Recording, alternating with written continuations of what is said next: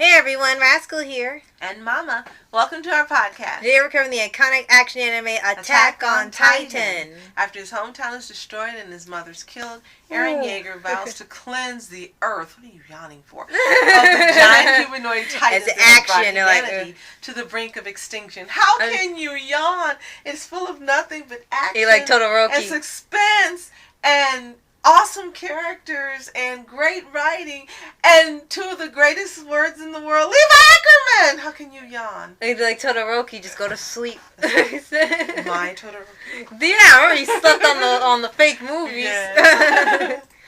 So funny thing is, for this show, we heard about it everywhere and on Twitter. And from Vans, who's one of our followers, and we follow her on Twitter, and she has an awesome account. You should check her out. She's actually called Levi's Man, and Vans is her Twitter name. Right. And we have heard about this for a while, and we have known about this show, but never really watched it. And Vans always posts every single day. Post about Levi Ackerman. So we finally got curious. Right. And this time we couldn't watch it on Netflix because they only had one season and they did not have the English dub for some reason. I think they did not want to pay for that one. Mm-hmm. So we ended up watching it on demand, and they had the entire series from season 1 to season 3. And we watched one episode just to see if it's something that we would like to continue. And after one episode, we were hooked. I mean, it was like 3 to 5 seconds into the beginning of the show. They didn't even have an intro for the first episode. They just hit right into the action, and we were hooked. It was our mouths were open. We were flabbergasted, like I was just now. We couldn't believe what it was about. We couldn't believe how great the animation was and the action, and we were hooked from the first 5 seconds of this show. Yeah, we were absolutely hooked. Right, and I think the first 2 seasons really just about they call them the scouts or the soldiers that have been trained to take down Titans, because they keep attacking the walls where these people are supposed to be living, and it's supposed to be like the last bit of humanity, but already something's off with that. And their mission is to, just eliminate Titans so they don't pose a threat to the wall. Right, and they're very humongous, like the word implies. And when they break through the wall, they eat people. Mm-hmm. So, yeah, they don't want to get eaten. So, the mission is to stop them from eating the people. Right. And in the beginning of the episode, which is not a spoiler, we see Eren and Mikasa's mom get eaten. Yeah. And then we find out more backstory on Eren and Mikasa. Right. And the mom and his dad, who's a doctor. Mm-hmm. And that first episode gives you so much information, but it also leaves so much unanswered. And it was the perfect balance of, you've told me enough to hook me, but you've also not told me enough to keep me wanting to come back. Right, there's still some mystery left that you'll end up seeing later. So, and it's a while before they get to it, so this was actually pretty interesting. Yes. It didn't just straightforward tell you what comes in after, or like here where they gotta savor it. They wait a long time before they finally tell you some more stuff about the Titans and the walls and everything. Right. And we're not introduced to all the characters at first. We see them become a part of I'll just say the military. And we see them grow up over a number of years. Mm-hmm. We see them become proficient and capable, and then several episodes down we see the scouts, as you're speaking of, who are an elite group who are adept at taking down Titans, and they're known as the badass unit. Right. And then in walk some characters that have become iconic, including Levi Ackerman, who's a captain, and they call him Captain Levi. And up until that point, again, you see a lot of development of characters and backstory. And the crap hits the fan once the scouts end up having to be called in. Yeah. And we thought it was exciting and we were flabbergasted and our mouths were open. But after that scout group shows up, the crap hit the fan big time.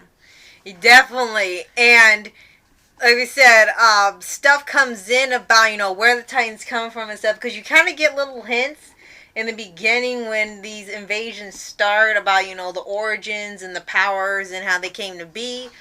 but as it goes on, you start finding out where the Titans are coming from, or how there's always some coming back each time. Mm-hmm. You have two seemingly intelligent ones that are like strategizing when they take down the walls and stuff. So as that goes on, and then I like to call it, it turns into the Incredible Titan with Eren becoming a Titan later, and it was like, this is the Incredible Hulk for anime. And that was the shock. And that first season, you were just left with so many questions, but a lot of action. Now, again, enters Levi Ackerman, who we discovered is the favorite in this series.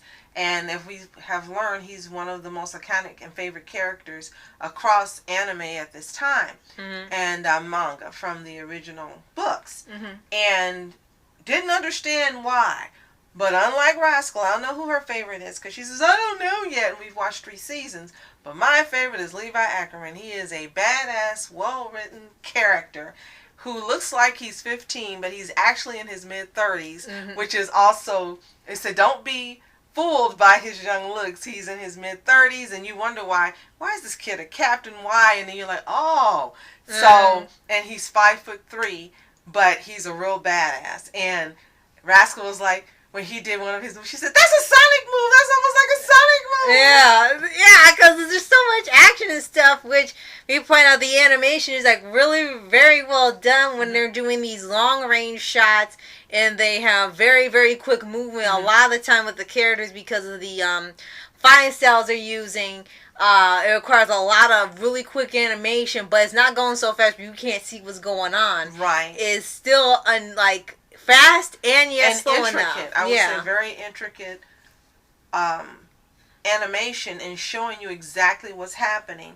And very rarely do they slow it down where you can, you have to do a slow shot. It's really fast, but it just looks really cool. Right. It really does look awesome. And they don't do a slow-mo to show you each little thing, and it slows down the stuff. So, like I said, it's the perfect speed to get every epic little frame, but not so fast where you can't see it, not so slow where it's like dragging on or trying to show off. Right. In the first season, as we said, we see the characters grow, we see the scout unit enter, and then it pretty much goes into season 2 where you get more backstory and you're finding out more about the Titans and that there are different types of Titans, as you were mentioning, and that all of them are not abnormals. And abnormals seem to be the ones that are the most prolific, the largest amount.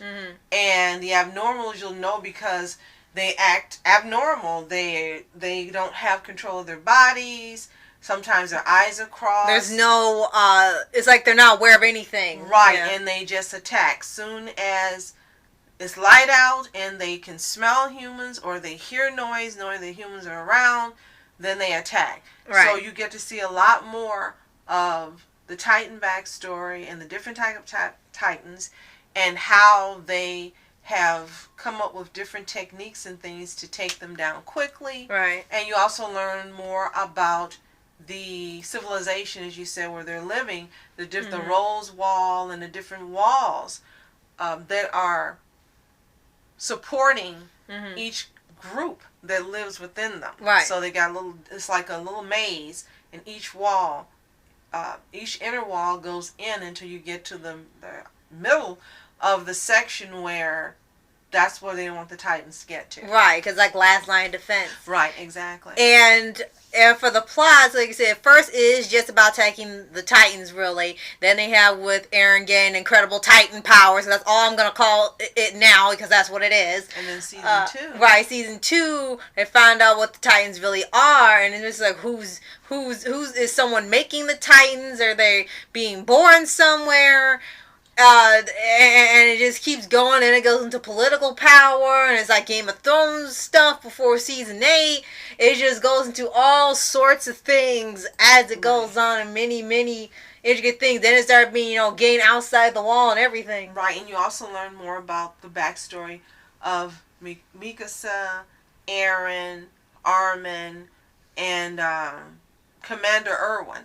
And we don't get to Levi's backstory, unfortunately, until the 3rd season, but the 2nd season is just so, again, full of action, suspense, backstory, and you begin to see the homes of where some of the, I don't know if they're still cadets.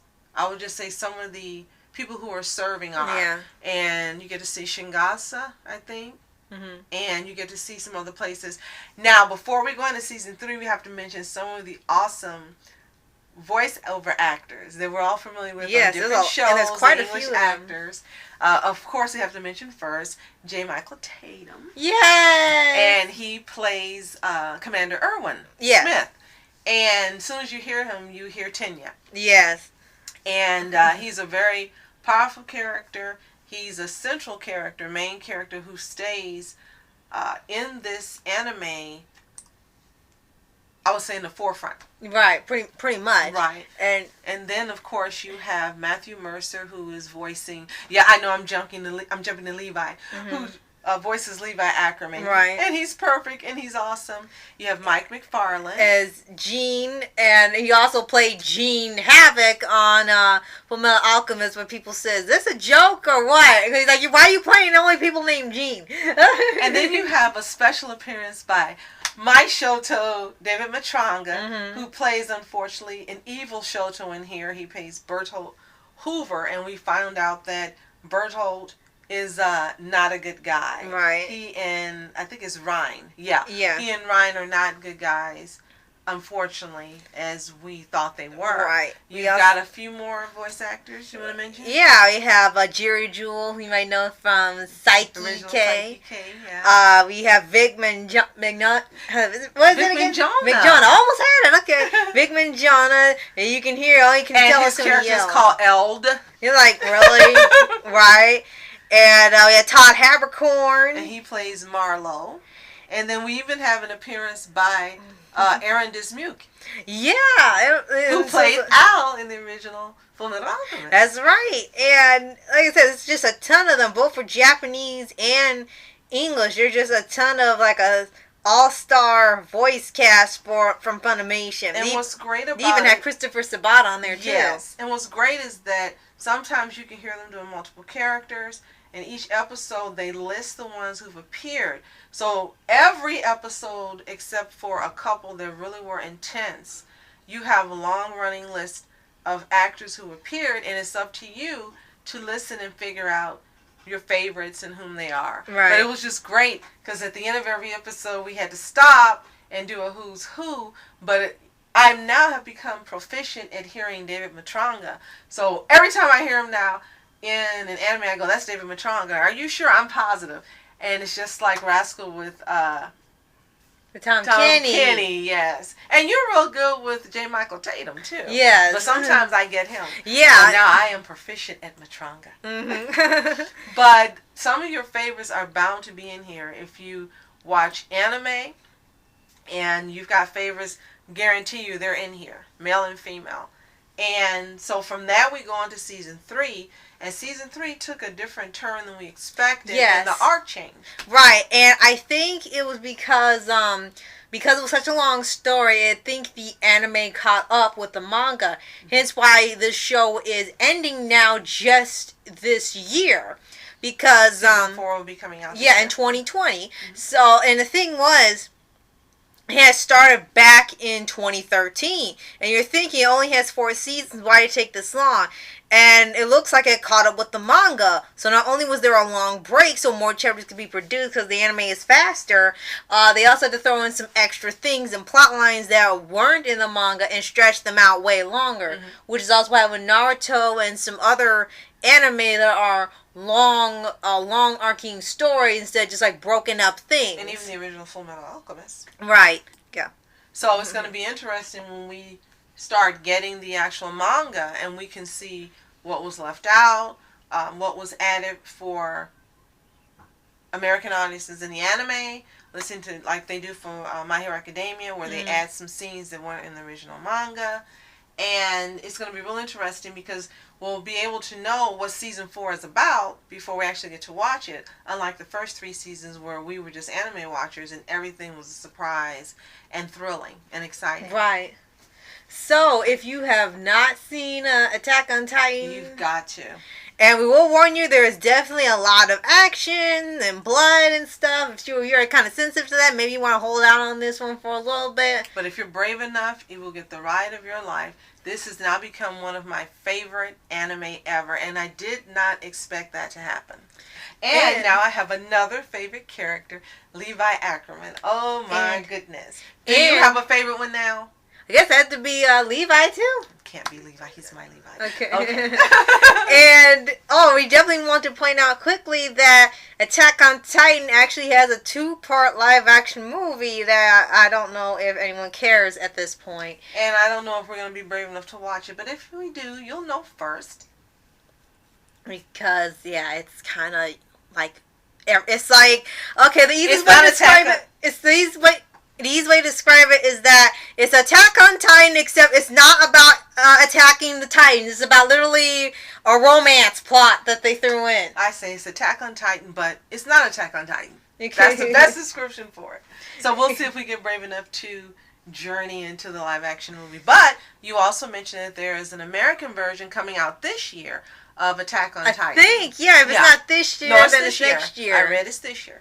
Okay, so let's see if that one turns out better than what we've read so far going on with the Japanese version, because so far it doesn't look good. Right. Now, if you have seen this anime and you love it like we do, let us know in the comments below. Who's your favorite character? What drew you into watching it? What kept you watching? Are you looking forward to season 4 as much as we are? Right. And be sure to like, subscribe, and click the notification bell to get updates on new Paws podcasts. Especially when we finish season 4 and possibly venture into the live-action movie. Yes. So, thank you so much for watching. I'm Ask Entertainment. And I'm Mom Entertainment. Have a fantastic day. Peace.